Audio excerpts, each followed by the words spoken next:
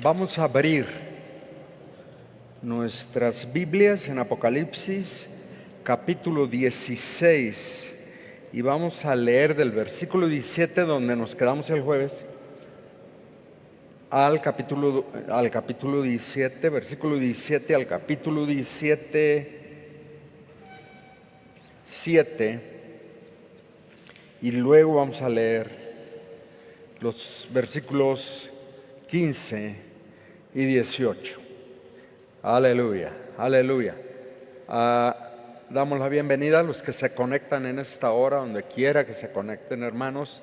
Les saludamos desde aquí, desde la casa de la Iglesia Emanuel, y deseamos que el Señor les bendiga y les edifique también en el estudio de la palabra en esta hora. Aleluya. Voy a pedirle a nuestro lector que por favor lea Apocalipsis 16, tienen ustedes ahí el pasaje 17 al capítulo 17, 7, corrido hasta el 7, y luego los versículos 15 y 18, del 15 al 18, 15 al 18. Aleluya. Amén.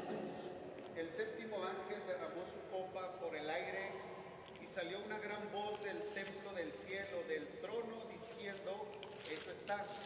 Entonces hubo relámpagos y voces y truenos y un gran temblor de tierra, un terremoto tan grande cual no lo hubo jamás desde que los hombres han estado sobre la tierra.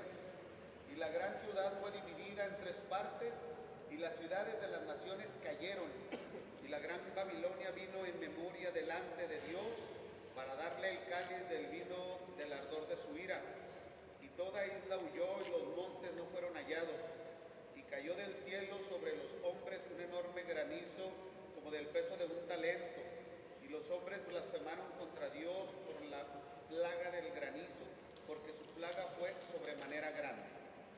Vino entonces uno de los 7 ángeles que tenían las 7 copas y habló conmigo diciéndome: ven acá y te mostraré la sentencia contra la gran ramera, la que está sentada sobre muchas aguas, con la cual han fornicado los reyes de la tierra, y los moradores de la tierra se han embriagado con el vino de su fornicación. Me llevó en el espíritu al desierto y vi una mujer sentada sobre una bestia escarlata llena de nombres de blasfemia, que tenía 7 cabezas y 10 cuernos. Y la mujer estaba vestida de púrpura y escarlata y adornada de oro, de piedras preciosas, de perlas, y tenía en la mano un cáliz de oro lleno de abominaciones y de la inmundicia de su fornicación, y en su frente un nombre escrito, un misterio: Babilonia la grande, madre de las rameras y de las abominaciones de la tierra.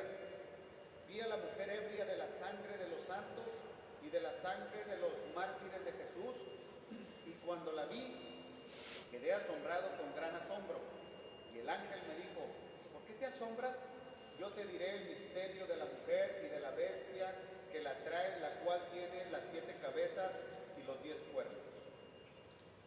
Me dijo también: las aguas que has visto donde la ramera se sienta son pueblos, muchedumbres, naciones y lenguas. Y los 10 cuernos que viste en la bestia, estos aborrecerán a la ramera y la dejarán desolada y desnuda, y devorarán sus carnes y la quemarán con fuego.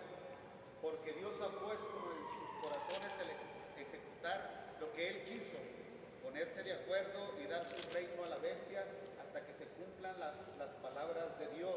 Y la mujer que has visto es la gran ciudad que reina sobre los reyes de la tierra. Aleluya.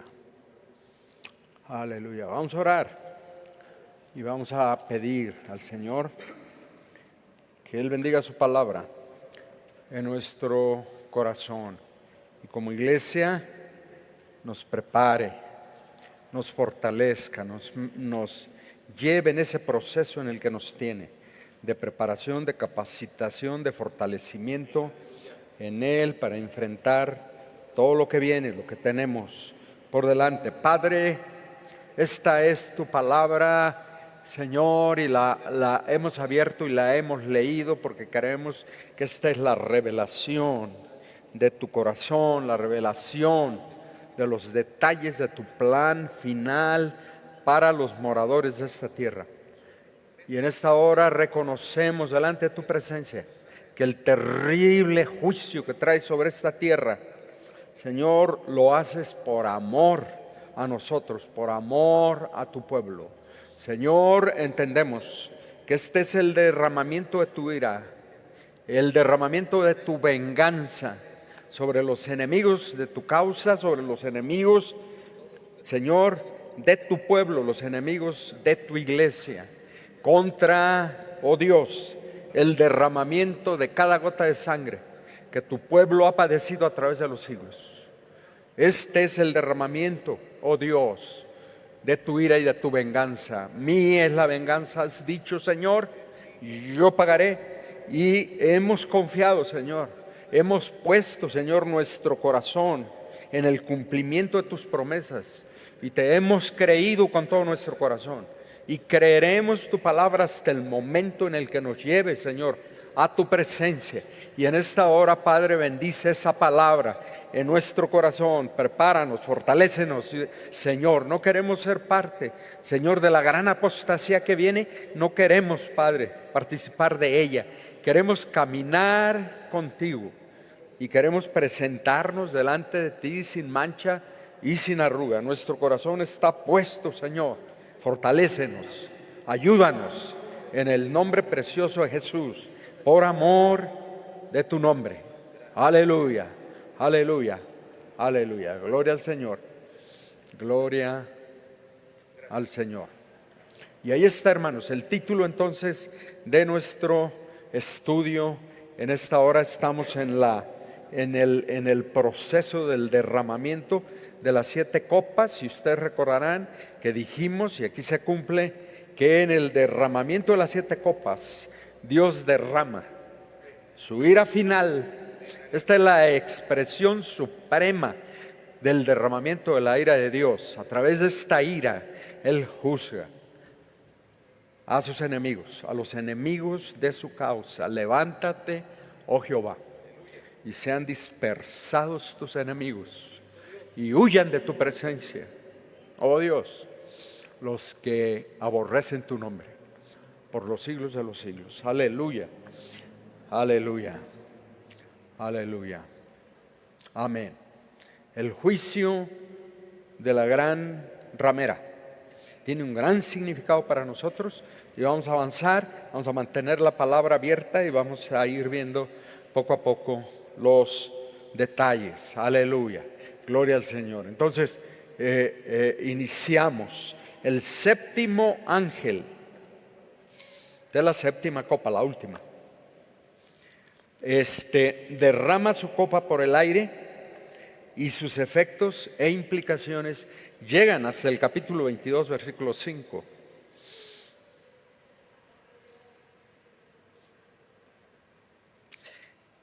Esta es la razón de que cuando se anuncia el derramamiento de las 7 copas, se dice que con ellas se consuma sobre la tierra, sobre la creación de Dios aquí, su ira es la consumación de la ira. El reporte entonces del derramamiento de la séptima copa, versículos 17 al 21 del capítulo 16 que tenemos enfocado aquí, es una declaración introductoria al hecho de que el sistema total, entendamos eso, el sistema total, ¿verdad?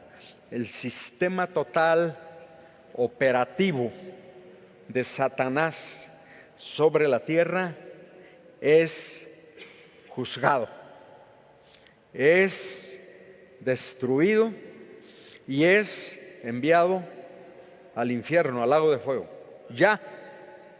Ya está juzgado, eso es lo que la palabra nos dice. Ya Dios lo juzgó, todo el sistema operativo que ha funcionado y que ha aplicado Satanás a través de los siglos, aquí se consuma ese sistema operativo. Y lo vamos a ver por partes, el sistema operativo, lo peligroso que es la estrategia diabólica aún en medio de nosotros. Pero vamos a estar siempre alertas, atentos. Aleluya. Porque no queremos causarle tristeza al Señor. Queremos ser motivo de alabanza y adoración. Queremos que el Señor, ¿verdad?, se glorifique en medio de su iglesia, en medio de la vida de su iglesia, en la expresión de la vida que Él nos ha dado. Y que cada vez que nos reunimos y cada vez que le alabamos, Él descienda y Él dance con nosotros. Aleluya. Queremos que Él se regocije como cantamos. Vamos a construirte un santuario, ¿verdad?, donde tú puedas descansar. ¿Qué es? No es un santuario hecho por mano de hombres, de piedras y de materiales. Es el corazón que es su santuario. Somos, ¿verdad?, somos no solo el lugar santo, el templo, somos el templo, el Himation, el lugar santísimo. Aleluya. Eso es lo que somos, eso es lo que es tu corazón, el lugar santísimo, donde está la presencia real de Dios. Aleluya. Eso somos, cada uno de nosotros, sin excepción, el lugar santísimo.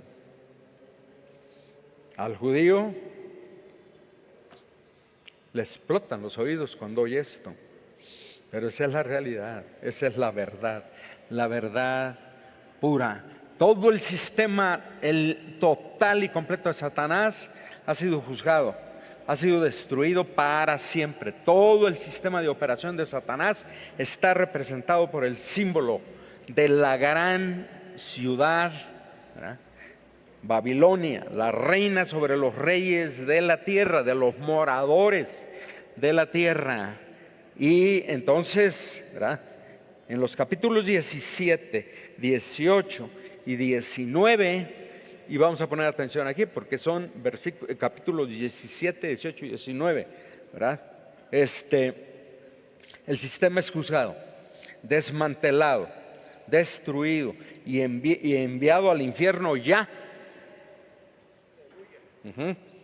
Ya. Entonces tomemos eso en cuenta cuando nos enfrentamos a los demonios, cuando oramos y echamos fuera demonios, cuando nos enfrentamos a la obra de Satanás. Tomemos en cuenta esto: Satanás es un enemigo derrotado, juzgado y enviado a las profundidades del infierno, al lago de fuego. Ya, todavía anda por aquí.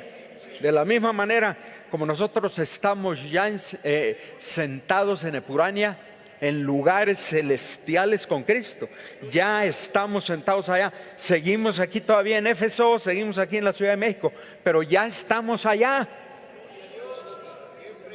Eso es el énfasis de la palabra. Ya estamos allá y Satanás ya ha sido juzgado.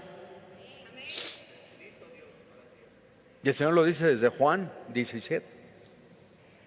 Ha sido juzgado. Y la consumación, nada más la consumación, el desenlace de todo lo que Dios ha hecho es lo que es futuro. Pero ya es una realidad. Ya no hay reversa, ya no hay marcha atrás. El plan de Dios está completo. Solo falta el desenlace, la consumación del plan. Entonces, miren cómo el sistema operativo de Satanás sobre el mundo en el capítulo 17 toma la forma de gran ramera, y eso es lo que enfocamos ahorita. Toma la forma de gran ramera para representar el sistema religioso de Satanás, y es lo que enfocamos en esta noche. El sistema religioso de Satanás. ¿Tiene religión Satanás? Por supuesto que sí, y con frecuencia participamos. Entonces, necesitamos estar atentos. Los de alabanza, muchachos, pongan atención. No queremos entristecer el corazón de Dios, ofenderlo, con lo que cantamos y en la forma en la que le cantamos a Dios. Entonces aquí la gran ramera representa el sistema religioso, la religión de Satanás. La religión de Satanás. El capítulo 18 toma la forma. Notan, el capítulo 18 toma la forma de la gran ciudad. la gran ciudad, para representar el sistema económico y político del diablo. Todo el sistema operativo ha sido juzgado y aquí es enfocado ese juicio, en la serie de juicios que Dios trae sobre Satanás aquí en la tierra por amor a nosotros. Es por amor a nosotros. Es por amor a nosotros. Él nos ha prometido vengar nuestra sangre. Y aquí Dios venga nuestra sangre, cada gota de sangre que su pueblo ha derramado a través de los siglos y que está derramando en este momento. Y vamos a orar ayer por Eritrea, un país pequeñito en el sureste profundo del África, allá en las profundidades de África, sureste, pequeño. La iglesia ha crecido ahí, se ha multiplicado y está bajo una persecución, ¿verdad? Una persecución implacable, sangrienta. Le han declarado la guerra a la iglesia en esa nación, especialmente el dictador que tiene muchos años en el poder. De pronto desató una persecución contra nuestros hermanos y están lejísimos de nosotros, pero el Espíritu de Dios nos conecta con ellos. Y muchos están siendo masacrados, otros tienen que salir huyendo para salvar su vida y refugiarse en los países circunvecinos, sin nada, sin ropa, sin comida, sin nada, así salen. Y nos identificamos con ellos y clamamos a Dios por ellos y pedimos que Dios tenga misericordia y que Dios los fortalezca y los cubra y les permita sufrir por Cristo de la manera más limpia y más digna, ¿verdad? En la que un hijo de Dios entrega su vida por el Señor. Pero necesitan recordar nuestros hermanos que cada gota de sangre que se derrama en ese país será traído a la memoria este día, este gran día, el día de Jehová. Aleluya. Y aquí se juzga en el capítulo 18 el sistema político y económico del diablo.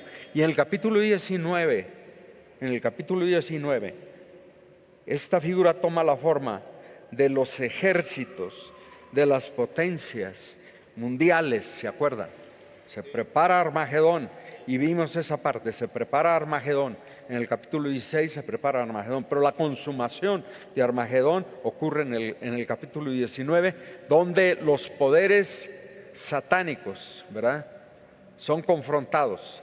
Y aquí el poder, el sistema operativo del diablo toma la forma de los ejércitos, de las potencias mundiales que se dan cita a Armagedón. Y dijimos, un lugar tan pequeño se convierte en el centro de la tierra. Y decimos, ¿será posible? Y enfocábamos, ¿verdad?, el hecho de que ya ahorita Israel es el centro de la tierra. ¿Cómo explicamos el hecho de que cada ser humano en este país odia a Israel y no lo puede ver y lo critica y lo juzga? Yo no encuentro ningún mexicano, excepto aquí los cristianos, algunos, que no son enemigos de Israel, que oran por Israel y creen en el destino que todavía Dios tiene para ellos. Pero ¿cómo explicamos ese odio endemoniado que hay contra Israel? Y yo he platicado con algunos de ustedes y ese odio está ahí en el corazón. Un pueblito metido allá en el Medio Oriente, territorio pequeño. El valle tiene 55 kilómetros de largo. El valle de Jezreel, de Esdraelón, de Megiddo, el valle de Josafat. En Apocalipsis el Espíritu le pone el nombre de Armagedón, que significa monte de Megiddo. Allí se van a concentrar los ejércitos de las potencias, sí, ahí se van a concentrar. Y ahí van a ser decapitados todos. Y desde los profetas la invitación a las aves, a las fieras del campo: vengan, coman carne de mis enemigos, porque en ese día el Señor Jesús, con el poder de su palabra, ni siquiera nos vamos a despeinar, estamos con Él. Cabalgaremos en caballos blancos, seguimos al Señor en su caballo blanco. Y nos enfrentaremos a las potencias del mundo. Y decimos: ¿es posible? Por favor, lo estamos viendo. Lo estamos viendo. Lo vemos ahorita, ¿ya? ¿Cómo no? Y la sangre derramada literalmente en ese valle va a alcanzar la rienda, la punta del freno de los caballos. Y las aves y las fieras del campo: vengan y coman carne y beban sangre, dice el Señor. Aquí se juzga entonces todo el sistema operativo de Satanás en estos capítulos. Vamos entonces con el anuncio introductorio. Anuncio introductorio de este gran juicio. Noten allí en el pasaje que leímos. La copa, el contenido de la copa contiene la ira de Dios. El contenido de la copa es vaciada en el aire.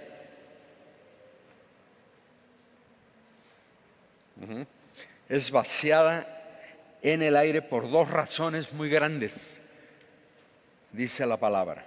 Primero, porque el aire es hasta este momento, ¿qué?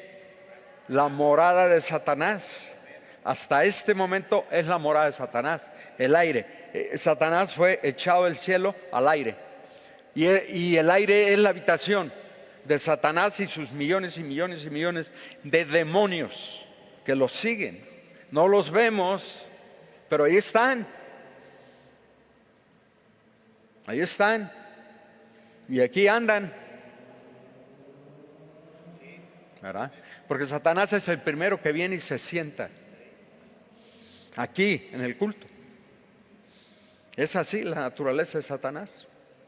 Esta es la habitación. ¿Y qué quiere decir? Que en esta serie de juicios el derramamiento de la ira de Dios es masivo y no queda nada afuera, ni siquiera la morada de Satanás, la cueva de Satanás. Aún la cueva de Satanás es enfocada por el poder de Dios, y Dios lo juzga aún en su morada.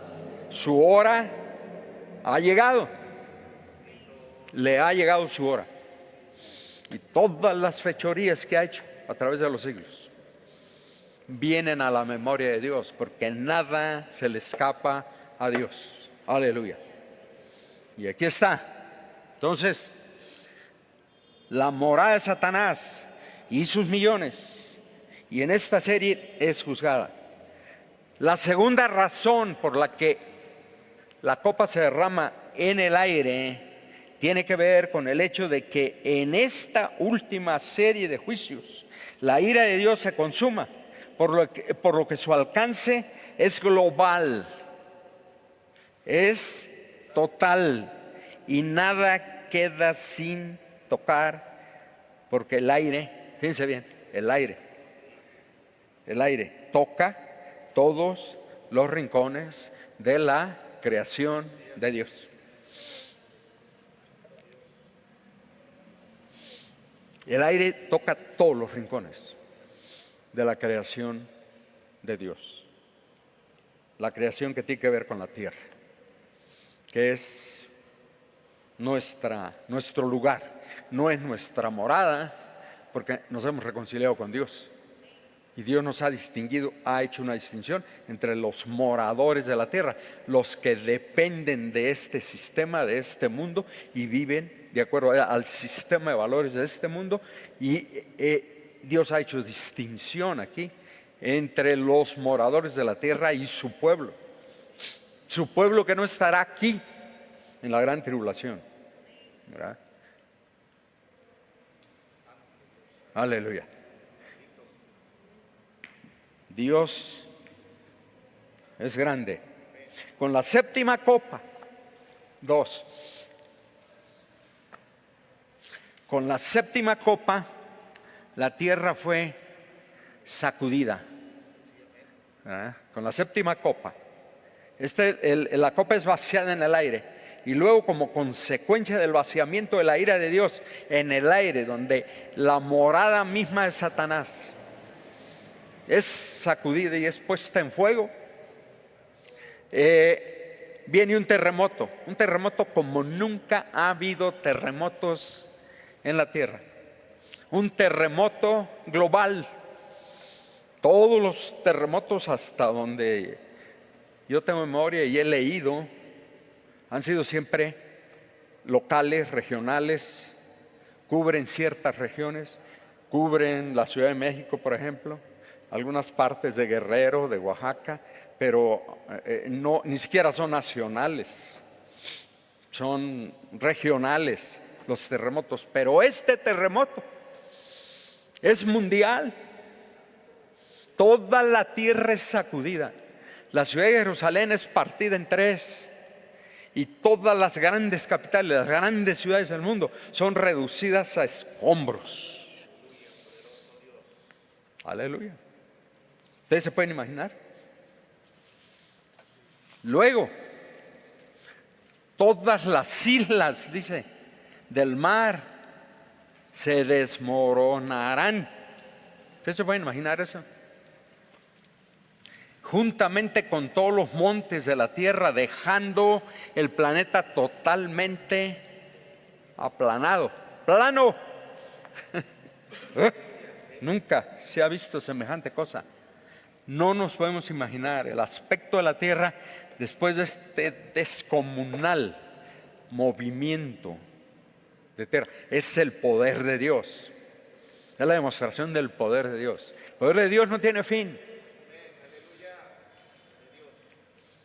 Su creación está en sus manos y Él hace lo que Él quiere. ¿Recuerdan cuando iniciamos este estudio? Dijimos que Dios en su juicio utiliza la naturaleza como instrumento de juicio. Voltea la naturaleza, todos los elementos de la naturaleza que fueron creados en beneficio del ser humano, para bendecir al ser humano, se vuelven en contra del ser humano en el juicio de Dios. Este es un ejemplo. La tierra queda aplanada y después, pues Dios la restaura. Dios la pasa por fuego, la restaura y la convierte en nuestra morada eterna, ¿verdad? Después. Pero aquí la creación es utilizada por Dios. No es la tierra, la creación, la que está siendo juzgada. Es el ser humano que es morador de la tierra. Se caracteriza morador de la tierra porque se rebeló contra los planes de Dios y se convirtió en enemigo de Dios. Y no quiso hacerle caso a Dios, ni siquiera aquí. Porque aún a estas alturas del derramamiento del juicio de Dios sobre la tierra, Dios todavía es redentor. Y si los seres humanos se arrepintieran aquí, les perdonaría. Así es Dios. No hay nada que Dios no pueda perdonar. Dios perdona todo, aún la blasfemia. Si el ser humano que ha cometido la blasfemia contra el Espíritu se arrepiente, Dios le perdona. El problema es que cuando se comete la blasfemia, el ser humano ya no se puede arrepentir. Y aquí vemos que ya el ser humano no se puede arrepentir. Claro, el Espíritu, la acción directa del Espíritu sobre el corazón, trayendo convicción de pecado al ser humano, ya no está aquí en la tierra. Pero el ser humano todavía se vuelve a Dios. Vemos a los judíos que se vuelven a Dios aquí en medio de la gran tribulación. Y es seguro que muchos de los que se dicen miembros del cuerpo de Cristo se van a quedar, pero van a reaccionar aquí en este momento y se van a arrepentir, se van a volver a Dios. Pero estos moradores de la tierra ya no se arrepienten, no se quieren arrepentir. Aquí dice, y después de todo esto, los moradores de la tierra maldijeron a Dios, le echaron la culpa a Dios por todo lo que está sucediendo, y eso lo vemos todos los días. El ser humano culpa aún a Dios y dice, por eso yo no creo en Dios, porque Dios es malo, Dios es vengativo, pero Dios es justificado en todos sus juicios. Dios es santo, santo, santo, justo y misericordioso hasta el último momento. Dios siempre es misericordioso. Y luego, si esto no fuera suficiente, sobre la devastación del terremoto cae una granizada. Oh, Dios mío, ya nada más falta ¿qué? Cae una granizada, granizos de 13 kilos. Me hubiera gustado traer un pedazo de hielo de 15 kilos. Pensé, pero se me va a derretir.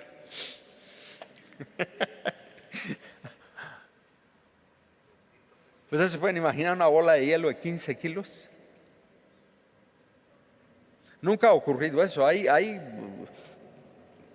granizo ha caído del tamaño de una toronja. Ha caído granizo en algunas regiones y devasta, destruye todo. Ahora 15 kilos, una granizada en todo el mundo de 15 kilos, ¿verdad? Pero la población mundial, después de todo esto, los que sobreviven, porque mueren muchísimos en todo esto, la población mundial que sobrevive, en vez de arrepentirse, cruje los dientes contra Dios y cierra el puño contra Dios y maldice a Dios y blasfema su nombre. ¿Es Dios justo?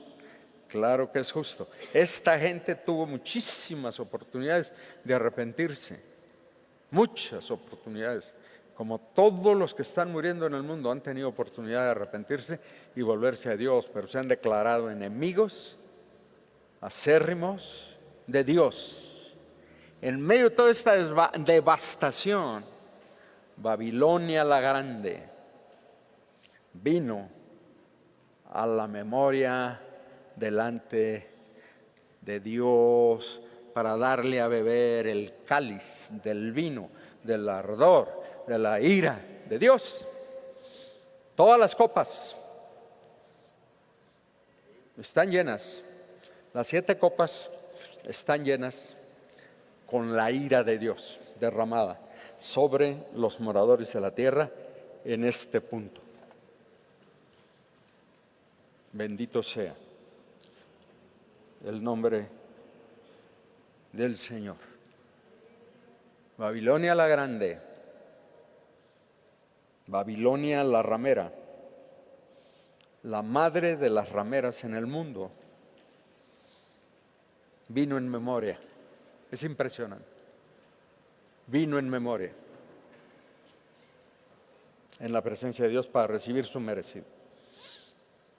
Y aquí Babilonia la Grande es juzgada. Entonces vamos con el juicio de Babilonia la Grande. Vamos avanzando. Es la introducción. Y aquí comienza realmente, comienza el juicio. Aquí comienza el juicio. El juicio de la gran ramera.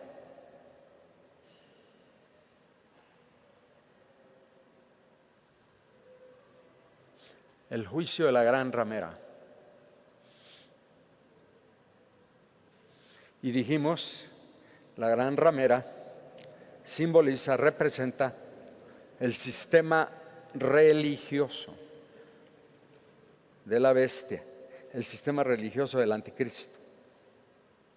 Detrás del sistema religioso del anticristo está Satanás. Y quien representa en ese en ese periodo de la gran tribulación, el sistema religioso pues es el falso profeta, ¿no? Entonces aquí, el falso profeta, la trinidad diabólica, el dragón, la bestia, el anticristo, el dragón, Satanás, la bestia, el anticristo y el falso profeta, el promotor de la religión satánica, de la religión del diablo, el promotor, que es la segunda bestia, que surge del abismo. Entonces, todo el sistema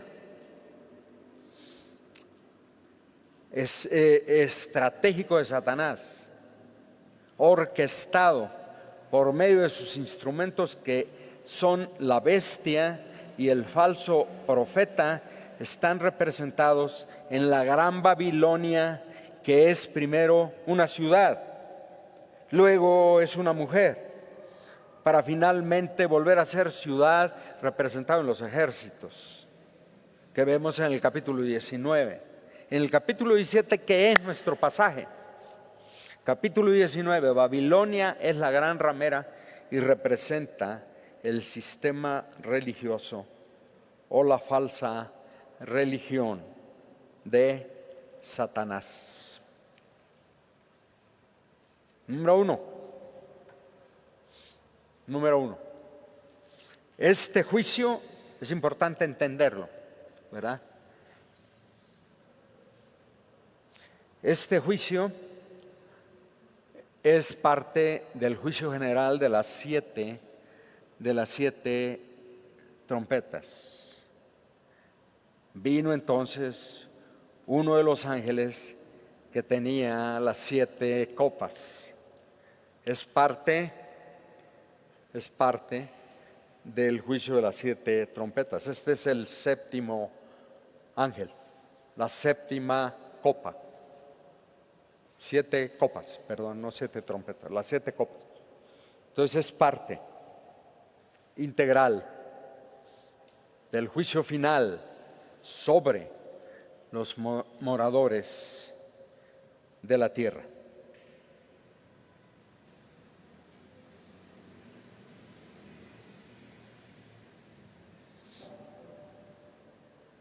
Juan vuelve entonces, en segundo lugar, a ser parte de la revelación. Notan el llamamiento del Espíritu, el llamamiento de Dios a Juan.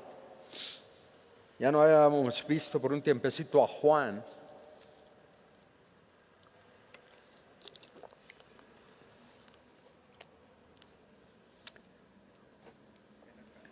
Juan vuelve a ser parte de la revelación. Ven acá, le dijo el ángel, ven acá. Lo cual es una indicación clara, clarísima, poderosa, del hecho de que esta revelación está enfocada a la iglesia, al pueblo de Dios. Esta revelación es para la iglesia, para el pueblo de Dios, como toda. Porque este juicio es por causa de la iglesia. Entonces ahí está Juan, que nos representa. Juan representa a la iglesia en todo el proceso de revelación. Entonces ven acá. Y Juan va participando estratégicamente en todo el proceso. Además de que está escribiendo lo que el Señor le está revelando. Pero ahí directamente a Juan, ven acá. Porque necesitas ser testigo de todo esto. Porque nosotros somos el objeto de la revelación. Aleluya. Y luego, en tercer lugar, el pasaje también nos muestra quién es el objeto del juicio. Nosotros como iglesia somos el objeto de la revelación. La revelación es para nosotros. La revelación de todo esto es para nosotros. Porque el Espíritu de Dios está determinado a que su iglesia entienda lo que va a suceder. ¿Por qué Dios tiene tanto interés? Porque tiene directamente que ver con la victoria que estamos obteniendo día tras día aquí sobre la tierra. Dios quiere que entendamos la dinámica espiritual a la que nos estamos enfrentando. todos los días. Aleluya. Y cuando entendemos la dinámica, entendemos todo, ¿verdad? Porque cada vez que peleamos con algún hermano y decimos, me voy, ya me aparto, ya no sirve esto. Tienes que entender la dinámica en la que estás participando. El enemigo tiene planes muy, muy tentadores para todo el mundo. El enemigo siempre nos ofrece la solución, el camino rápido. Renuncia, vete. Claro, por supuesto. Trata de hacerle el daño más posible al reino de Dios y al plan de Dios aquí sobre la tierra. El diablo siempre quiere perdernos, siempre quiere descarrilarnos, siempre quiere desanimarnos. Y ese es el propósito de la revelación, fortalecernos en contra del desaliento, que entendamos la dinámica, discernimos la dinámica. Pablo dice, no ignoramos las intenciones canallas que el diablo tiene en las cosas más pequeñas. Cómo el diablo utiliza cualquier cosita para desanimarnos, descarrilarnos y hacernos que perdamos el interés en el reino de los cielos, en las cosas eternas. Y que pongamos la atención en las cosas de este mundo, porque el diablo sabe que esa es la forma de perdernos y de descarrilarnos y de alejarnos de Dios. Y de que finalmente, al final del camino, perdamos nuestra salvación y nos separemos eternamente de Dios. Pero Dios está empeñado en animarnos y en fortalecernos. Entonces, por eso estos detalles tan extraordinarios. Entonces, el pasaje también nos muestra que el objeto del juicio, por causa de nosotros, es precisamente, ¿verdad? Es precisamente el sistema operativo de Satanás. La gran ciudad que reina sobre los reyes de la tierra, capítulo 18, es el objeto del juicio. La gran ciudad, la gran ramera, versículo 1, es el pasaje nuestro, la gran ramera, sistema religioso del anticristo, es el objeto del juicio. Babilonia la grande, versículo 5, es el gran objeto del juicio de Dios. El sistema operativo de Satanás en su expresión completa. La madre de las rameras, versículo 5, es el objeto del juicio. La madre de las rameras, el enfoque del sistema político y económico del diablo, está siendo enfocado aquí, juzgado por Dios. Y la madre de las abominaciones de la tierra está siendo juzgada aquí. El sistema militar del anticristo.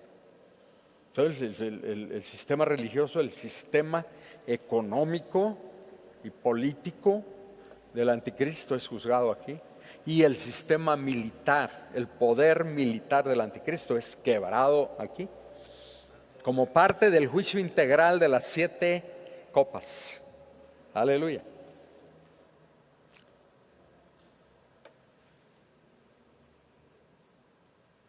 Entonces la pregunta que surge aquí, ¿por qué se usa Babilonia? ¿Qué tiene que ver Babilonia? ¿Por qué se usa Babilonia como símbolo del sistema de la falsa religión sobre la tierra? Es una excelente pregunta. Yo sé que está ahí en la punta de la lengua y la tiene, ¿no? ¿Por qué Babilonia? ¿Qué tiene que ver Babilonia? ¿Por qué Babilonia? ¿Por qué Babilonia? Es la pregunta. Miren, es un proceso en la revelación bíblica. Vamos a seguirlo y todo tiene absoluto sentido. ¿Por qué Babilonia? Porque en Génesis 10 y 11, en los capítulos 10 y 11 de Génesis, allá en el principio de todas las cosas, capítulos 10 y 11, Nimrod, ¿se acuerdan de Nimrod? Hemos estudiado Génesis, ¿no? Nimrod, aquel personaje legendario, tremendo. Nimrod fue el primer soldado, el primer guerrero poderoso, imperialista de la tierra. Él fundó, allá en Génesis 10 y 11, Nimrod fundó Babilonia. No se llamaba Babilonia, se llamaba Babel, de Babilonia, ¿verdad? Él fundó Babilonia. Llevaba el nombre de Babel. Capítulo 10 de Génesis 9 al 12. Yo quisiera leer todos los versículos, no podemos, pero ahí está Génesis 10, 9 al 12. Y si ustedes repasan esto, ustedes tienen la oportunidad de leer todo esto. Por eso les doy notas. Dios bendiga las notas y algún día les sea de provecho. Antes de que venga la gran tribulación, porque ya después, pues, ¿quién se va a acordar? Y miren, de acuerdo con esto, con Nimrod y Babilonia nace el imperio humano. Aquí nace el imperio. El poder gentil, que no es otra cosa que la unificación de unos cuantos para someter y explotar a la mayoría. Este es el imperio humano, el imperio del poder humano. Aquí nace con Nimrod. Este es el principio del imperio. Allá al principio de todas las cosas. Ya Babilonia está conectada con eso, porque Nimrod fundó la ciudad de Babilonia, Babel. Babel fue un proyecto tremendo para deshacerse de Dios y para independizar. Ya estaban los enemigos de Dios allá en el principio. No quería, esta generación no quería tener nada que ver con Dios. Vamos a independizarnos de Dios y vamos a construir una torre que llegue hasta el trono de ese Dios al cual odiamos, y vamos a bajarlo del trono y nos vamos a sentar nosotros en el trono. Nimrod estaba repitiendo las palabras de Satanás, el plan eterno de Satanás contra el ser humano. ¿Cuál es el plan? La fantasía diabólica que hemos enfocado en toda la revelación. ¿Cuál es la fantasía diabólica? ¿Se acuerdan? Mover a Dios del trono, apoderarse del poder de Dios, ¿verdad? Pero no destruir a Dios, no lo puede destruir, pero mantenerlo, ¿verdad? En una botella, meterlo en una botella, al Dios Todopoderoso en una botella, y controlarlo desde ahí. Y entonces decirle, necesito que me hagas esto y esto y esto, ¿verdad?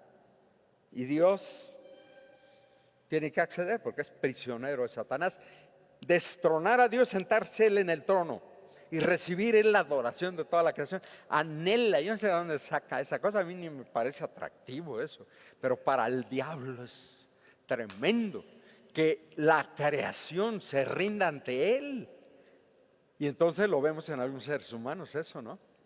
Y lo vemos de una manera muy poderosa. El deseo que el ser humano tiene de ser reconocido y de ser exaltado y de ser mencionado en primer lugar y de ser invitado a que venga y se siente aquí. Bueno, nuestras sillas, ¿quién las quiere? Pero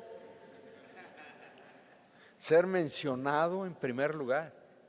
Esas es exactamente las palabras del diablo. Y Nimrod las repite. Ya allí se inicia, ¿verdad?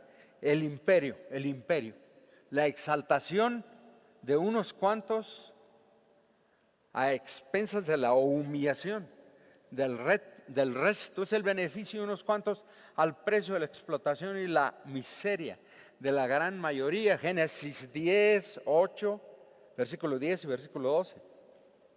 Primer poderoso.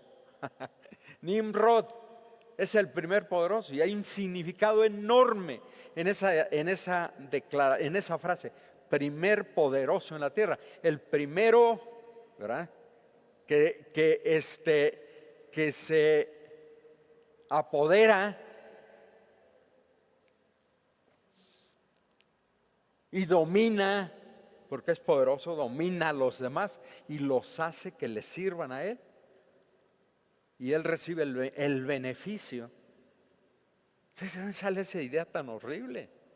de que uno domine a la humanidad y lo haga trabajar para él, los haga trabajar para él. Aquí nace. Este es el principio. Por eso Babilonia es la madre de todas las desviaciones del ser humano. Aquí nace. Primer poderoso, comienzo de su reino. Dice aquí el pasaje, comienzo de su reino. Este es el comienzo de su reino, de su reinado, de su imperio. Y ciudad grande es Babel. Ahora, pensamos en el imperio, ¿verdad? El imperio existe, ¿no? Existe entre los capitalistas y existe entre los socialistas. Yo creo que el imperio de los socialistas es peor, porque todo el poder y toda la riqueza se concentran en un solo ser humano. Cuando menos en el capitalismo se distribuye en un grupo pequeño, pero está distribuido en un grupo pequeño. Más oportunidad, ¿no? Además, hay muchísima más libertad. Pero el imperio ahí está. El deseo de dominar y explotar a los demás, ahí está. Nació en Babilonia. ¿Por qué no podemos vivir sin ese miserable deseo que es diabólico? No se puede. Por causa del diablo, por eso el diablo está siendo juzgado aquí.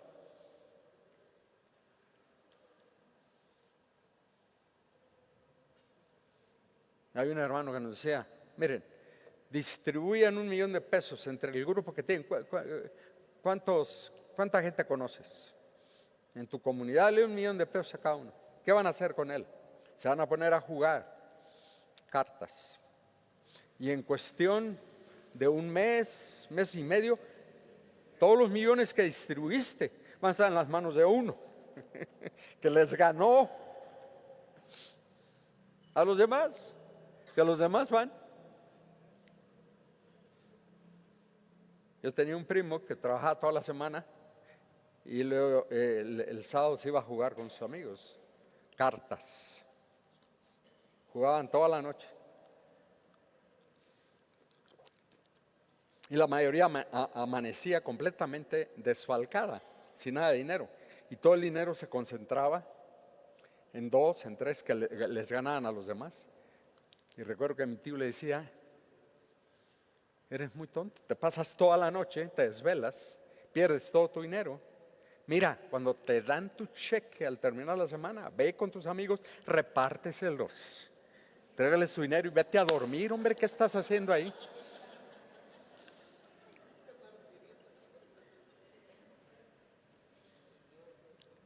Eso comenzó en Babilonia, con Nimrod, ese deseo de dominar a los demás, de controlarlos y hacerlos que trabajen para ti, para que tú no trabajes. Es el imperio. Ahí nace el imperio. En Babilonia comienza la idolatría. En Génesis 11, miren, se comienza a sustituir lo genuino por lo artificial. Génesis 11:3. ¿Qué es eso? ¿Qué pasó? ¿Qué se sustituye? Ahí está. ¿Por qué vamos a usar piedra? Siempre se ha construido con piedra. Ya son las construcciones que están ahorita. Construcciones de antes de Cristo. Ahí están.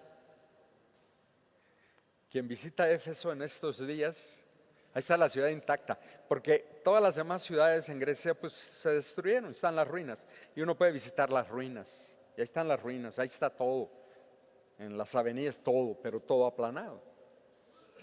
No en Éfeso. En Éfeso se preservó, y está en pie. Así como Pablo conoció a Éfeso, así está. Una belleza, los pisos, todo, construido de piedra, ahí está. Los siglos y los milenios pasan sobre esas construcciones, ahí siguen, como si nada. Ustedes visitan lugares muy antiguos, lugares construidos mucho antes de Cristo, y ahí están en pie porque fueron, ¿verdad? Los edificios romanos, las ruinas romanas, ahí están, ¿verdad? Las ruinas romanas. Ciudades por toda Europa, ciudades romanas que se construyeron mucho antes de Cristo. Es increíble la forma en la que se preserva, todo de piedra. Se construye de piedra. Y aquí se sustituye por primera vez. Y esa es indicación de la sustitución de lo genuino por lo artificial. Vamos a sustituir lo creado por Dios, porque la piedra pues la creó Dios, por algo que es mejor que lo creado por Dios. Vamos a amasar barro y lo vamos a cocer y va a ser más durable y mejor que la piedra. Y se sustituye. Aquí comienza la idolatría. No nada más el imperio, pero la idolatría. Se sustituye lo genuino por lo artificial, versículo 3. Y luego se declara la independencia del ser humano de Dios, versículo 4. Hagámonos una torre. Destronemos a Dios. Separémonos de su, ¿cómo se llama? De su dictadura. Porque Dios es un dictador, ¿no? Separémonos, apartémonos. El énfasis, el uso enfático de la primera persona plural en todo el pasaje, habla de esa separación. Se sustituye la adoración a Dios. Aquí, en Babilonia, la adoración a Dios por el culto a la personalidad humana, el culto a los logros del ser humano y lo que el hombre es capaz de hacer. Versículo 4, hagámonos nosotros, el énfasis en el pronombre plural, en el pronombre de la primera persona plural. El énfasis, el uso del pronombre de la primera persona plural, nosotros, yo. Todos los que adoramos a Dios y cantamos, hermanos, de alabanza, el énfasis, discernamos ahí, el énfasis de la participación del ser humano en la alabanza. Yo quiero levantar mis manos. Yo.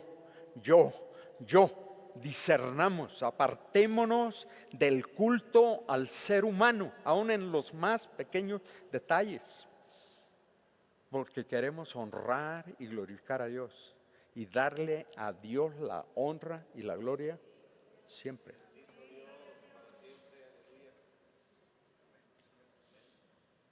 Cuando yo levanto las manos, el poder de Dios desciende. Cantamos ese canto. En mi corazón es abominación.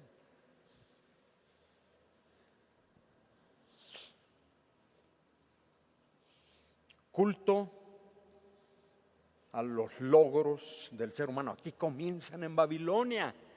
Hagámonos un hombre para no ser borrados de la faz de la tierra. Como si el hombre pudiera evitar ser borrado, el día que Dios quiere lo borra sin ningún problema. En la historia de las religiones hay un librito que se llama Las dos Babilonias, y lo escribió este señor Alexander Hislop. Alejandro es un británico y nos dice en su libro, Las dos Babilonias, que con la esposa de Nimrod, ¿se acuerdan el nombre de la esposa de Nimrod?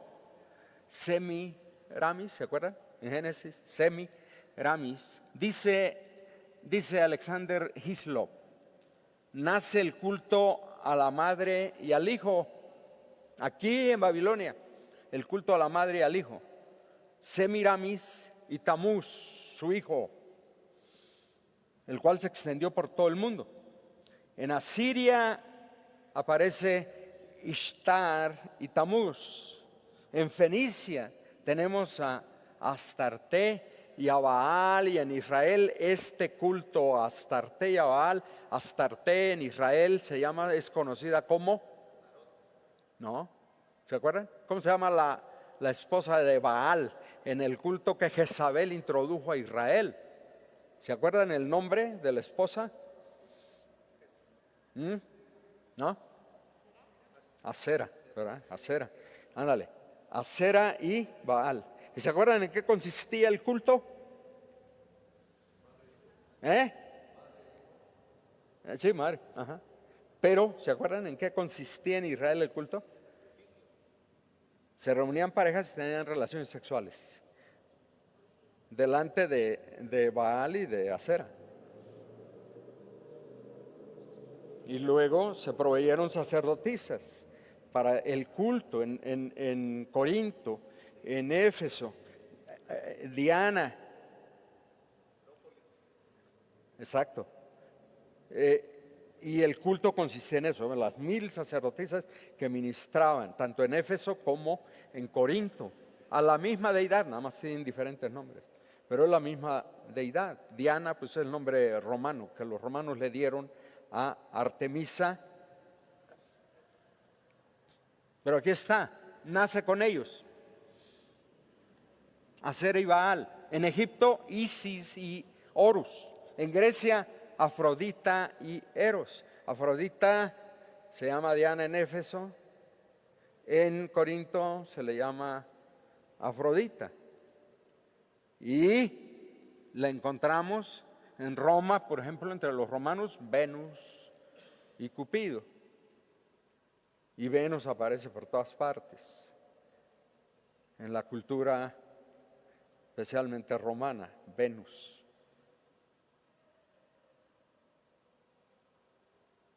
La Venus de, Dios mío, se me olvidó el nombre. El nombre de ese pintor italiano tan tremendo, la Venus.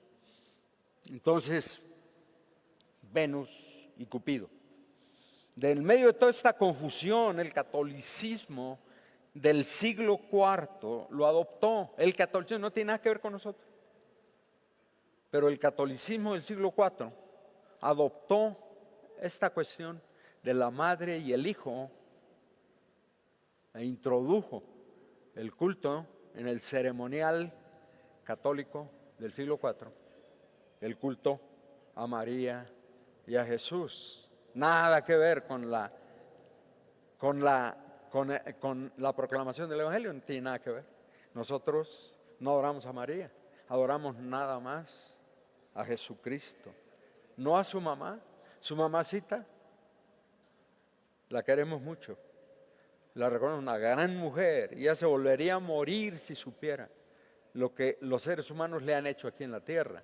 Se volvería a morir, de veras, porque fue una mujer de Dios que amó entrañablemente a Dios, cumplió el propósito por el cual Dios la trajo a este mundo, con creces, y luego murió y fue a la presencia del Señor, salvada por el derramamiento de la sangre de Jesucristo en la cruz del Calvario. Ella no es diosa, ella no tiene ningún poder, pero es la invención del catolicismo. Comienza en el siglo IV, precisamente con Orígenes, allá en Alejandría. Y por eso de Alejandría vienen todas las perversiones del Nuevo Testamento. De Alejandría nacen todas las herejías en Alejandría. Entonces Alejandría, no sé por qué no es Alejandría, me gustaría que fuera juzgada aquí igual que Babilonia, porque en Alejandría todas las desviaciones, ¿no? Recibimos un texto del Nuevo Testamento que viene de Alejandría, y tal vez tú lo tienes por ahí, está bien que lo tengas, pero necesitas entender la diferencia entre el texto de la Reina Valera y el texto de la Biblia al día, por ejemplo. El texto de la Biblia al día viene de Alejandría, muy corrupto. Tú tienes tu texto, que es el texto bizantino, que está aquí en la Reina Valera. De Alejandría viene todo eso. El culto a María empieza en Alejandría con Orígenes, con el padre de la iglesia Orígenes, pero basado en todo esto. Entonces, esta es la razón de que Babilonia pasó a ser símbolo de las abominaciones de la tierra. Pero aquí en el capítulo 17 hay una referencia directa al sistema de falsa religión que el diablo ha venido usando a través de toda la historia para oponerse al plan redentor de Dios, y que usará de una manera por excelencia en la gran tribulación. Entonces noten ahí los puntos, nos vamos rápido. Este sistema de falsa religión siempre ha sido falso. ¿Por qué? Porque cambia el objeto del culto, que solo puede ser Dios, y se lo da a los demonios. Y siempre que se enfoque el culto en el elemento humano, en el ser humano, estamos adorando a los demonios. Necesitamos entender eso. Bueno, es el hombre.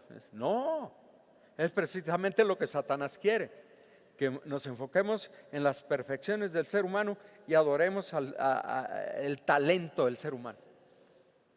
Entonces, cuando las multitudes siguen el talento de un ser humano, ¿a quién se está rindiendo culto? Ese es el punto aquí. A los demonios. Culto a los demonios. El adulterio, la fornicación, las relaciones sexuales fuera del matrimonio son culto, es culto a los demonios. Jóvenes, siempre que te acuestas con alguien fuera del marco santo del matrimonio, estás rindiéndole culto a los demonios. Eso dice Pablo, es culto a los demonios. Si vives en una unión libre, comprométete delante de Dios con esa persona. Párale a tu fornicación y a tu adulterio. Vuélvete a Dios con todo tu corazón. Deja de adorar a los demonios por amor de Dios. El culto a los demonios finalmente te pierden para siempre. Y puedes pasar por aquí y asistir a la iglesia y estar en la iglesia todo lo que quieras. Al final, y no te arrepientes de tu adulterio, de tu fornicación, te vas a perder, te vas al infierno. Y yo no quiero que nadie se pierda. Dios no quiere que alguien se pierda. Él quiere que todos nos arrepintamos y nos volvamos a Dios y caminemos con Dios. Yo siempre les digo, yo me los quiero llevar a todos ustedes al cielo. Yo no quiero que nadie se quede. Va a ser para mí muy vergonzoso que en aquel gran día, amados hermanos que están aquí y que quiero mucho, no estén.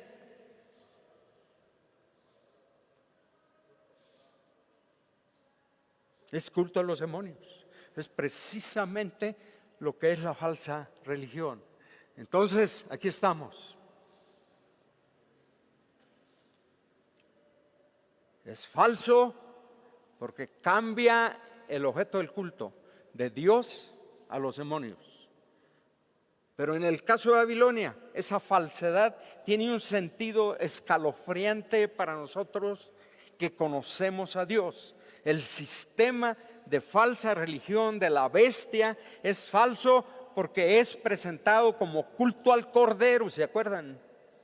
Es presentado como culto al Cordero.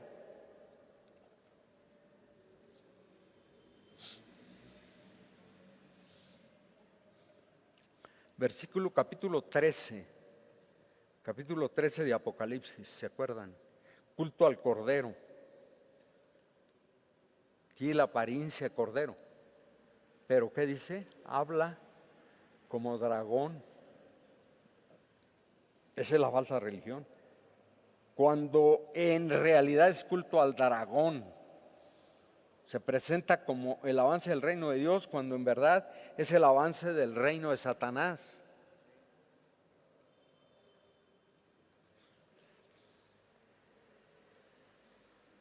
Es bien sutil. Por eso necesitamos ponerle atención, es muy sutil. Es el avance del reino de Satanás.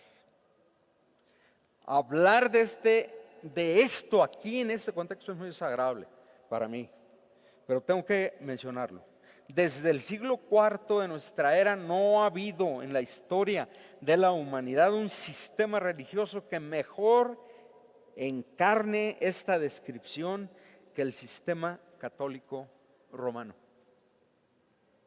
Lo siento, pero examinen ustedes y juzguen. Personalmente creo que la bestia usará un sistema muy parecido a este, si no es que este mismo, en el periodo de la gran tribulación, y que es el sistema que Dios ha juzgado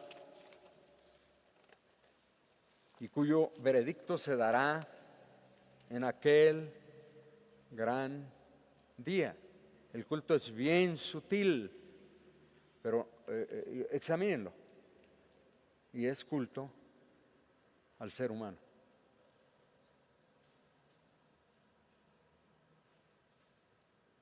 Al elemento humano se le denomina Dios.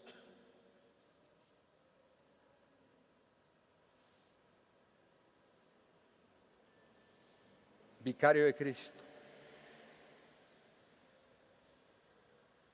Dios en la tierra, Cristo en la tierra.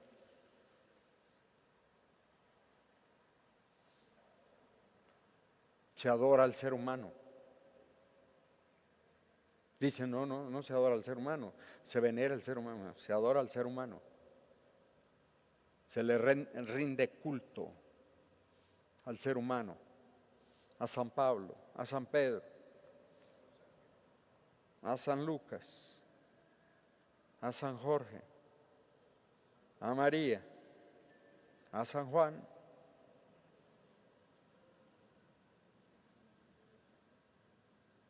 Al Santo Padre. ¿Quién es el Santo Padre?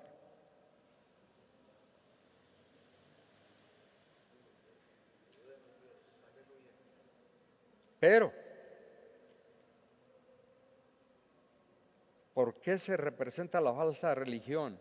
Por medio de la imagen de la gran ramera. De la gran ramera. ¿Por qué? Porque la falsa religión, por definición, es la prostitución de la espiritualidad que identifica al ser humano con Dios y que se expresa a través del culto que se debe rendir al creador del universo. Satanás no soporta esa espiritualidad y busca corromperla por todos los medios, controlarla y usarla para el avance de su reino, toda vez que en sus manos es el instrumento más poderoso que tiene. La estrategia que sigue es el acoso y la seducción, ofreciéndole al ser humano los reinos de la tierra. Cuando el culto a Dios cede, pervierte inmediatamente su razón de ser y se convierte en culto al elemento humano, a la personalidad humana, al poder, al placer y a todos los bienes materiales que para poderlos obtener libremente establece un pacto o alianza adúltera con el poder político y económico en la que los dos se usan mutuamente. Esta es la razón de que en la visión la falsa religión aparece. Y luego las características aquí de la visión: aparece sentada sobre muchas aguas y con ella han fornicado todos los reyes de la tierra. La falsa religión cabalga sobre la bestia y es una con ella. Son el desarrollo aquí del pensamiento. Y entramos nosotros con mucha frecuencia en este jueguito. Y necesitamos identificarlo. ¿Cuándo estamos realmente adorando a Dios y cuándo nos adoramos a nosotros mismos? Yo necesito ayuda, yo necesito que me ayuden. Queremos que nuestro culto a Dios sea cada vez más puro, más santo, que honre y glorifique a Dios, a través del cual vayamos creciendo en sensibilidad y los elementos que no pertenecen a Dios, al culto 100% a Dios, los vayamos eliminando de nuestra adoración. Queremos que Dios descienda y se pasee en medio de nosotros y se goce en medio de nosotros. Pero cuando nos cantamos a nosotros mismos, ¿cómo va Dios a pasearse en medio de nosotros? No nos destruye porque nos ama mucho y tiene mucha paciencia. Y tiene la esperanza de que reaccionemos y nos demos cuenta. Él quiere renovarnos, quiere avivarnos, pues necesitamos irnos purificando de todas estas cosas que no agradan al Señor. Aleluya.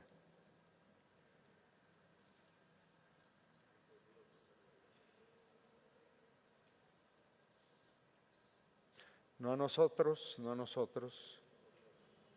sino al Señor la gloria, y eso se repite con mucha frecuencia, pero a veces se repite en un contexto en el que el ser humano está recibiendo toda la honra, ¿no? Y la gloria, no a nosotros.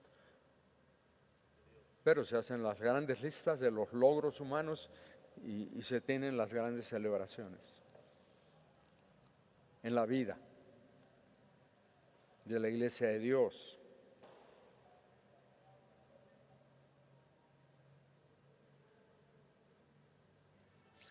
La razón de que la visión, la falsa religión,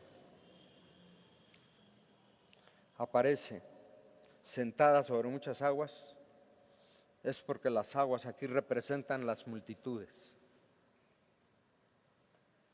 separadas de Dios, que le sacan provecho a la falsa religión, y esta vive y depende de ellos. Hay una asociación. Con ella han fornicado los reyes de la tierra, porque los reyes representan el poder político y económico que la falsa religión necesita para obtener sus placeres, y que a su vez los reyes de la tierra la necesitan a ella para controlar las multitudes. De manera que se da la relación adúltera en la que se usan mutuamente para su propio provecho, para intereses mutuos. Ustedes recordarán, es una ilustración perfecta, miren. Ustedes recordarán que en el sistema, por ejemplo, sistema hacendario mexicano, especialmente durante el porfirismo, pero antes, mucho antes, el sistema de haciendas que floreció en los 30 años de gobierno de Porfirio Díaz. Los grandes hacendados y las multitudes de trabajadores miserables que se vestían de manta, calzoncito de manta, y una cosa que decían camisa, pero que no era camisa, y las conozco muy bien eso, guaraches. Y los hacendados se la pasaban en Europa y vivían como reyes. En la Revolución, Zapata y Villa tomaron la ciudad, vinieron, invadieron la ciudad, y Zapata estacionó sus tropas en la colonia Roma, que era la comunidad sofisticadísima en aquellos días. Era, no sé cuál sea ahora la comunidad en la Ciudad de México más fina, pero la Roma era eso. Y estacionó sus tropas a lo largo de Álvaro Obregón. Y todo estaba adoquinado, las banquetas adoquinadas, porque eran puros ricos que vivían ahí. Y la gente, nos dicen los historiadores, que la gente que vivía en la Roma se quedó con la boca abierta al ver a estas hordas de les llamaron patas rajadas, de hombres campesinos en Guarache o descalzos, vestidos de la manera más miserable que ustedes se pueden imaginar.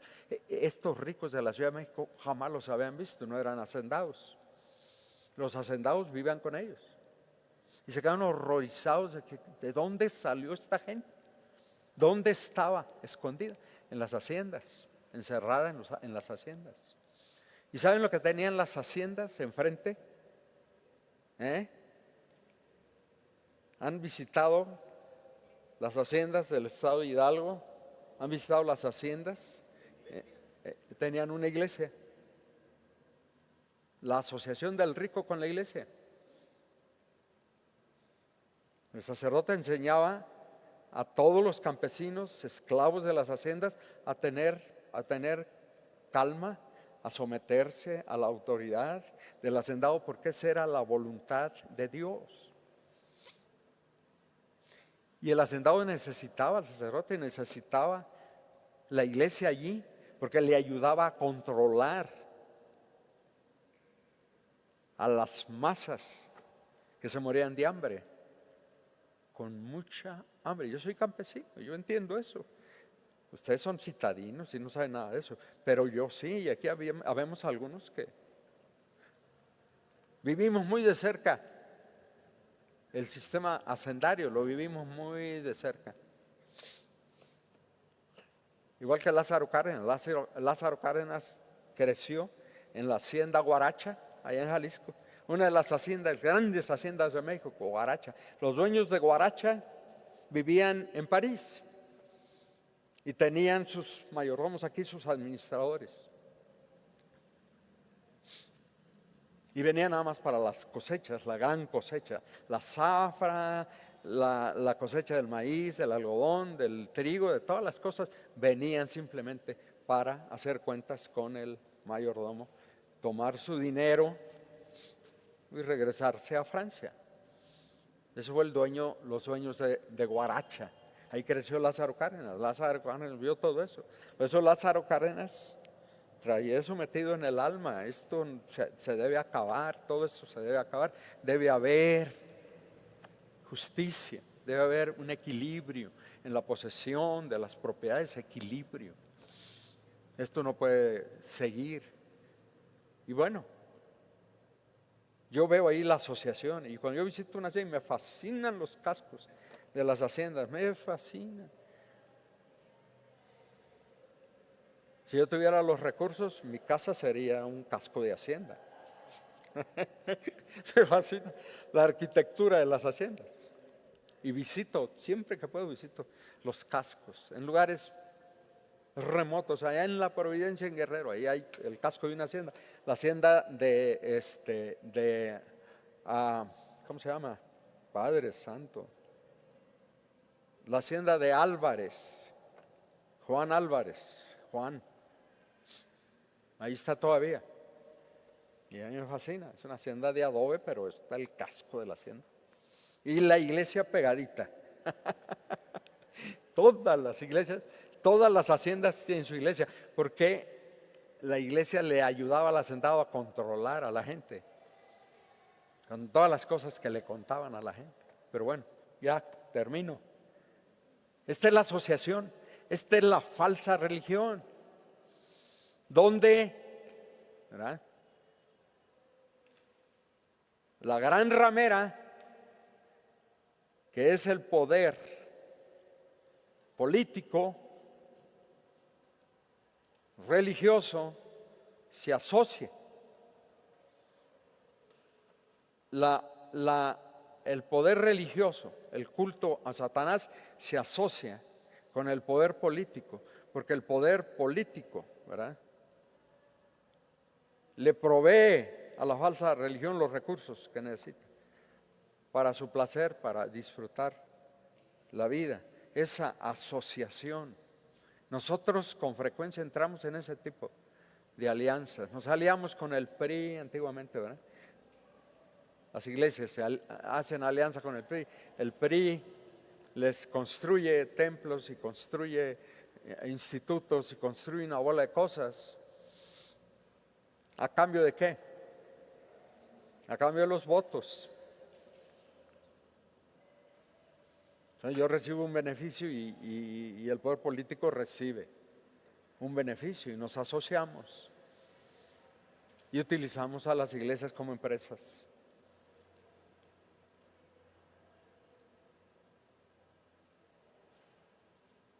Y es falsa religión, aunque nos duela, porque todos hemos participado en eso y necesitamos arrepentirnos, porque es falsa religión. Entonces, aquí termino.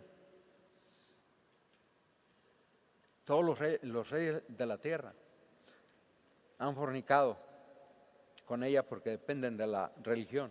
La falsa religión cabalga sobre la bestia y es una con ella.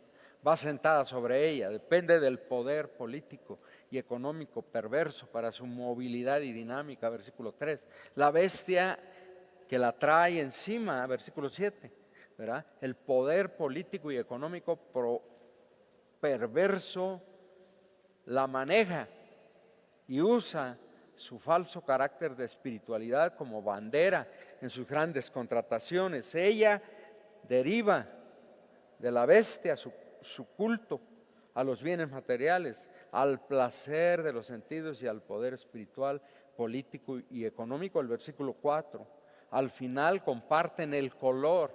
La bestia escarlata es el color de la mujer que va sentada en ella. Los dos son escarlatas porque son una misma entidad. Versículos 3 y 4. Esta es la razón de que la iglesia de Jesucristo jamás podrá ser una empresa, ni política ni económica. En el momento en el que comencemos a ver la comunidad de creyentes como una fuente material, económica, social y aún, hermanos, aún espiritual, de beneficio personal, pervierto mi espiritualidad y contribuyo a la perversión de la suya. Ahí está. Esta es una realidad espiritual para todos. No importa nuestra identidad y la relación que mantengamos con esa comunidad espiritual. La iglesia de Jesucristo es santa y permanecerá santa hasta que Jesucristo regrese, porque Él se ha comprometido a presentársela a sí mismo como una realidad sin mancha y sin arruga. Yo quiero ser parte y parte seré, por la gracia de Dios, de este proyecto, la santidad de la iglesia identificando la falsa religión entre nosotros, el culto a los demonios. Culto a los demonios y seguimos como si nada. Culto al elemento humano, a los logros del elemento humano y seguimos como si nada. No, necesitamos identificar las cosas y renunciar personalmente a cada una de estas cosas. Dios juzga aquí a la gran ramera por lo que es y por lo que ha hecho. Es la madre de las rameras y de las abominaciones de la tierra, porque aquí nace todo, en esa alianza miserable entre la religión falsa y el poder político y económico.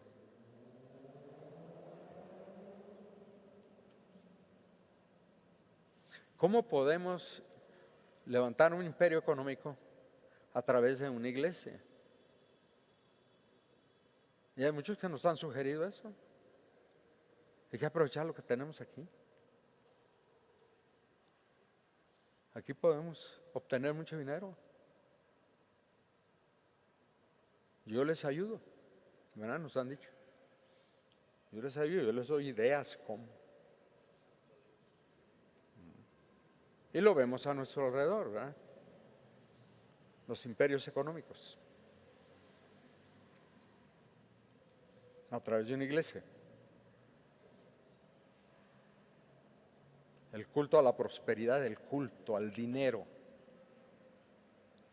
¿Y qué mejor que a través de la iglesia? ¿No? a través de la iglesia. El movimiento apostólico. Alguien me dijo ahí en Chihuahua, fui a una iglesia que me invitó, una de las iglesias principales de Chihuahua, de nuestra iglesia, Iglesia de Asambleas de Dios, me invitó a hablar del movimiento apostólico y fui. Y es una iglesia de empresarios, una iglesia muy especial. Y uno de los empresarios me dijo, después que analizamos el sistema apostólico, me dijo, ese es la mejor estrategia de mercadotecnia que he visto. Es la mejor estrategia de mercadotecnia. El movimiento apostólico es la mejor estrategia económica por la que se pueden levantar fortunas. Y se las distribuye la iglesia, se las distribuyen los miembros y levantamos fortunas a través del movimiento apostólico. Y llama la atención. Vemos a nuestros hermanos. Yo me acuerdo que uno de nuestros pastores siempre decía, bueno, yo veo a estos hermanos de este movimiento, siempre en sus carrazos, Mercedes-Benz y todo eso. Y, ¿por qué nosotros? No, hombre, yo le quiero entrar a eso. Sí, pero te detienes y examinas las formas. Y ahí es donde se confunde la gente. Y se vende. Y se entrega. Y se desvía. Y se descarrila.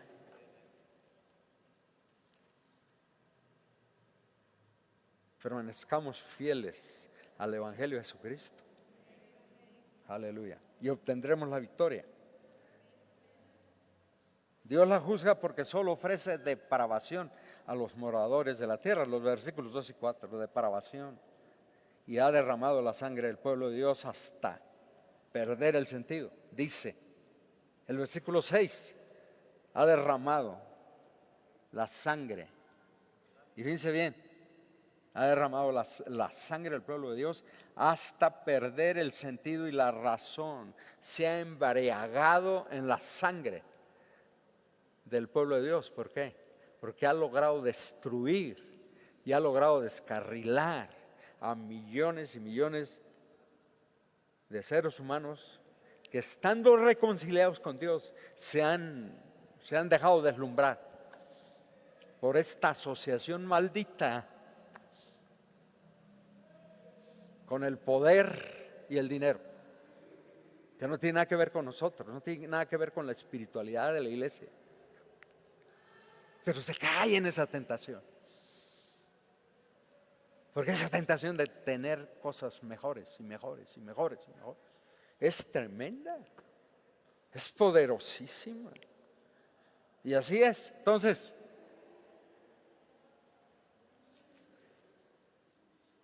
como en el fondo es culto al diablo, con vestiduras y liturgias de culto a Dios, con su perversión ha destruido la buena reputación y el testimonio del pueblo de Dios en continentes completos, y por medio de su persecución engañosa ha apagado la luz del Evangelio en millones de comunidades alrededor del globo a través de la historia.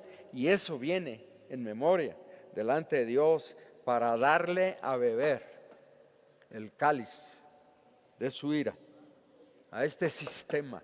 Entonces, el mensaje del Señor Jesús a nuestro corazón en su visita personal concluye con una escalofriante advertencia. La mezcla, hermanos, la mezcla del culto a Dios con el poder político y económico en este mundo termina siempre en la incineración de los dos.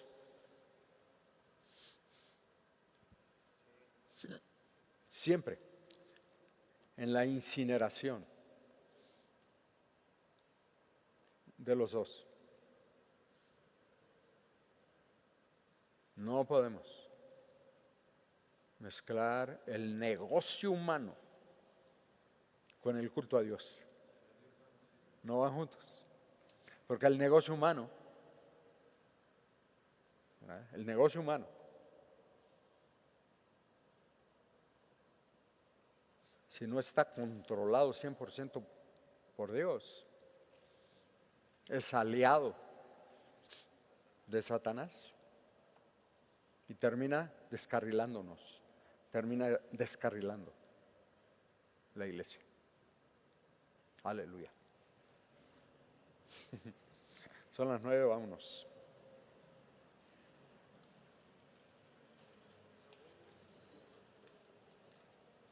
Dios nos dé sabiduría.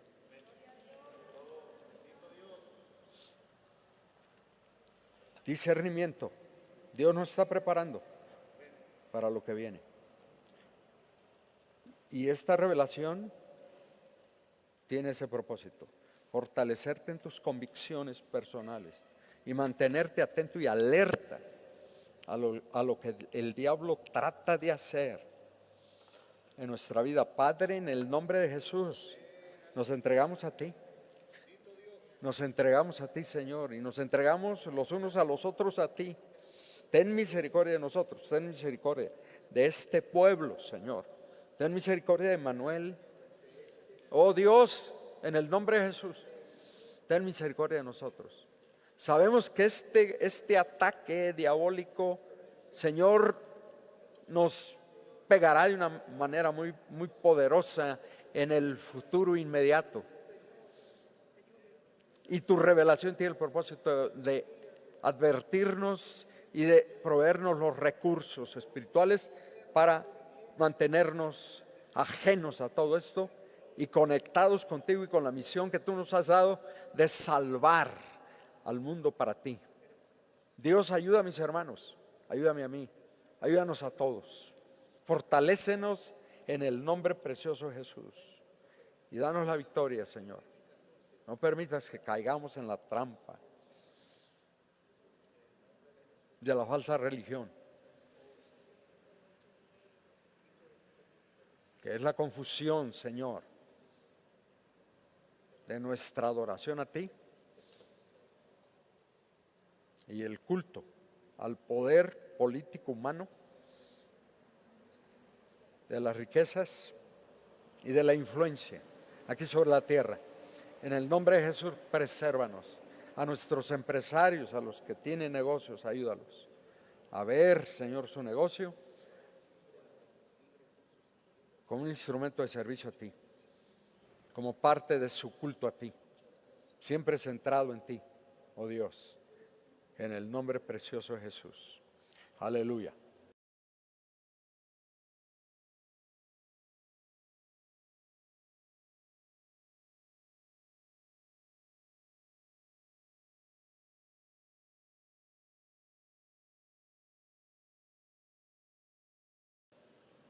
Aleluya. Nos ponemos en pie y nos despedimos. Aleluya, aleluya. Los que están en casa, por favor, pónganse en pie. Levantamos nuestra mano derecha al Señor. Jehová te bendiga y te guarde.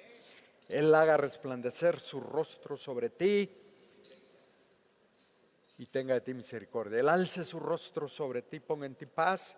Él bendiga tu salida y bendiga tu entrada desde ahora y hasta el día en que estemos todos juntos en las bodas del Cordero para beber la cuarta copa con el Señor. Contigo, Señor, presérvanos hasta ese día. Shalom, la paz de Dios sobre cada uno de nosotros. Abrace a todos, nos podemos abrazar todos. No se vaya así nada más. Aleluya.